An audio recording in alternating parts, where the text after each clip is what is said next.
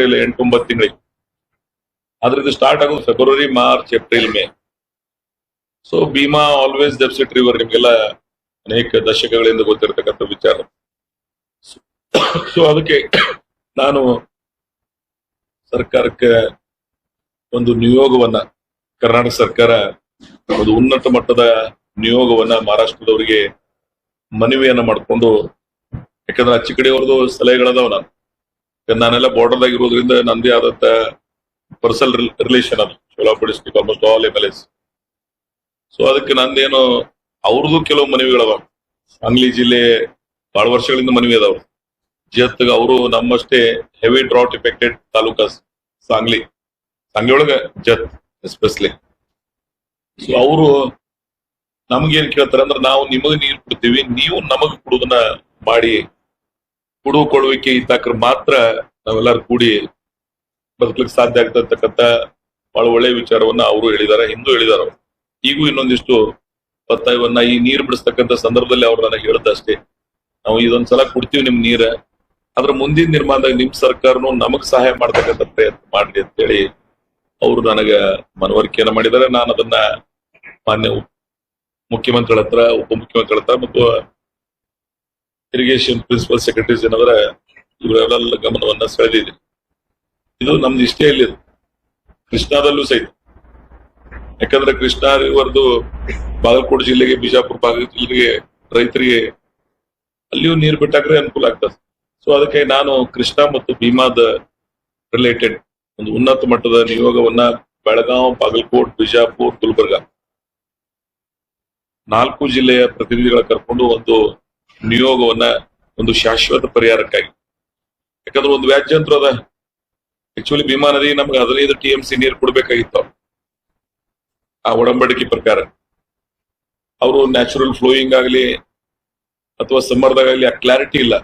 ಇವತ್ತಿಗೂ ಆ ವ್ಯಾಜ್ಯ ಹಾಗೆ ಉಳಿದಿದೆ. ಅದು ಅನೇಕ ವರ್ಷಗಳದು ನಮ್ಮಲ್ಲಿ ಒಂದು ಆತಂಕ ಇದೆ. ಭೀಮಾ ಸೀನಾ ನದಿಗೆ ಡೈವರ್ಷನ್ ಮಾಡಿದ್ದಾರೆ, ಬೇರೆ ಬೇರೆ ಉಪನದಿಗಳಿಗೆ ಡೈವರ್ಷನ್ ಮಾಡಿದ್ದಾರೆ. ನಮ್ ಭೀಮಾಗ್ ಸಫರ್ ಆಗ್ತಾ ಇದೀವಿ ಅಂತಕ್ಕಂಥ ಭಾವನೆ ಅದ. ಇದು ಬರೀ ನಮ್ಮಲ್ಲಿ ಅಷ್ಟೇ ಅಲ್ಲ, ಭೀಮಾ ನದಿ ಸಮಸ್ಯೆ ಇರುವುದು ಬಿಜಾಪುರ ಜಿಲ್ಲೆಗೆ ಅಷ್ಟೇ ಅಲ್ಲ, ಗುಲ್ಬರ್ಗ, ಯಾದಗಿರ್ ಅಲ್ಲಿ ತನ ಈ ನದಿ ಏನು ಹರಿವಿದೆ ಅಲ್ಲಿವರೆಗೆ ಈ ಭಾಗದ ರೈತರಿಗೆ ಕಷ್ಟ 8-9 ತಿಂಗಳಿಗೆ.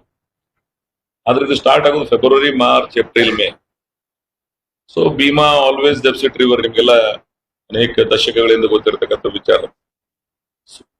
ಸೊ ಅದಕ್ಕೆ ನಾನು ಸರ್ಕಾರಕ್ಕೆ ಒಂದು ನಿಯೋಗವನ್ನ, ಕರ್ನಾಟಕ ಸರ್ಕಾರ ಒಂದು ಉನ್ನತ ಮಟ್ಟದ ನಿಯೋಗವನ್ನ ಮಹಾರಾಷ್ಟ್ರದವರಿಗೆ ಮನವಿಯನ್ನ ಮಾಡಿಕೊಂಡು, ಯಾಕಂದ್ರೆ ಅಚ್ಚಿ ಕಡೆಯವ್ರದ್ದು ಸಲಹೆಗಳದಾವ.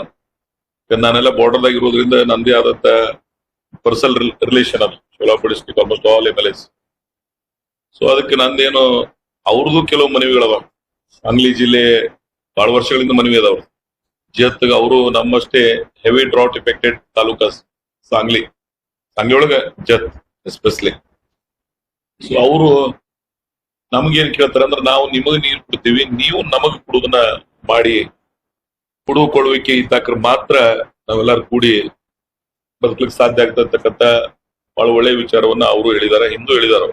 ಈಗೂ ಇನ್ನೊಂದಿಷ್ಟು ಒತ್ತಾಯವನ್ನ ಈ ನೀರು ಬಿಡಿಸ್ತಕ್ಕಂಥ ಸಂದರ್ಭದಲ್ಲಿ ಅವ್ರು ನನಗೆ ಹೇಳ್ದಷ್ಟೇ, ನಾವು ಇದೊಂದ್ಸಲ ಕೊಡ್ತೀವಿ ನಿಮ್ ನೀರ, ಅದ್ರ ಮುಂದಿನ ನಿರ್ಮಾಣದಾಗ ನಿಮ್ ಸರ್ಕಾರನು ನಮಗ್ ಸಹಾಯ ಮಾಡ್ತಕ್ಕಂಥ ಪ್ರಯತ್ನ ಮಾಡ್ಲಿ ಅಂತೇಳಿ ಅವರು ನನಗ ಮನವರಿಕೆಯನ್ನ ಮಾಡಿದ್ದಾರೆ. ನಾನು ಅದನ್ನ ಮಾನ್ಯ ಮುಖ್ಯಮಂತ್ರಿಗಳ ಹತ್ರ, ಉಪಮುಖ್ಯಮಂತ್ರಿಗಳ ಹತ್ರ ಮತ್ತು ಇರಿಗೇಷನ್ ಪ್ರಿನ್ಸಿಪಲ್ ಸೆಕ್ರೆಟರೀಸ್ ಏನಂದ್ರೆ ಇವರೆಲ್ಲ ಗಮನವನ್ನ ಸೆಳೆದಿದೆ.